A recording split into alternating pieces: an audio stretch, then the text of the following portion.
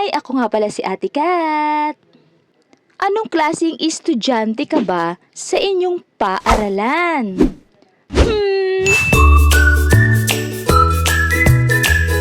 Bawat estudyante ay may kanya-kanyang katangian. Ano ka ba dito?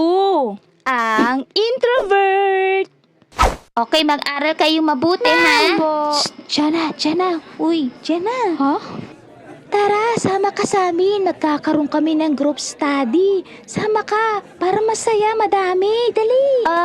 Next time na lang. Kailangan kong umuwi kasi marami akong gagawin. Naku, ganyan talaga yan si Jana. Hindi talaga yan mahilig sumama. Kaya huwag nyo nangyayain yan. Naku, sa ilang oras nyo. Introvert yan. Hindi talaga yan May sarili nasama sa mundo group. yan. Wala siyang friends, no? Kaya ko naman mag-review kahit mag-isa lang ako.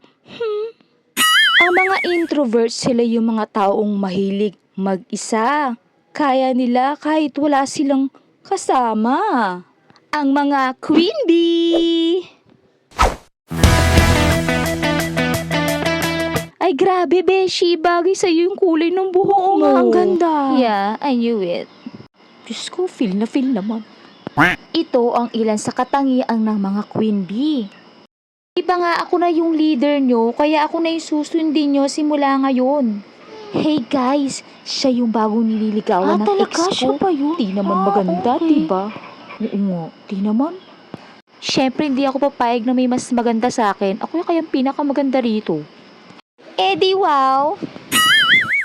Ang mga talented. Sigurado ko may mga classmate kang ganito. Ang gitarista. Siyempre, pag may gitarista, dapat may singer. Araw, gabi. At siyempre, hindi mawawala at papakabog ang mga dancer.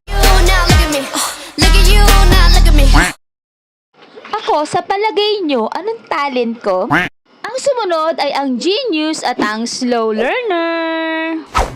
Ay, nakakainis naman. Ilang beses ko na itong na-review, hindi ko pa rin siya maintindihan. Bakit ganun? Talaga ba? Grabe ka naman. Kahit nga grade 1 ata, ay masasagutan yan eh.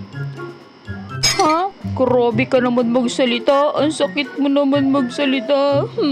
Alam niyo ba, karamihan sa naging classmate ko noon, yung matatalino ay mga lalaki. Ba't ganun? Lalo na sa subject na math. Grabe. At ang ayaw ko sa lahat, ang mga bully.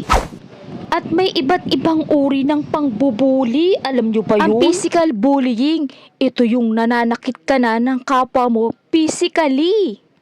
Hoy, di ba sabi ko sa'yo, gawin mo yung assignment ko. Bakit hindi mo ginawa? Naku, pasensya ka na kasi ang dami kong ginawa kagabi. Aba talaga, gusto mong masampal!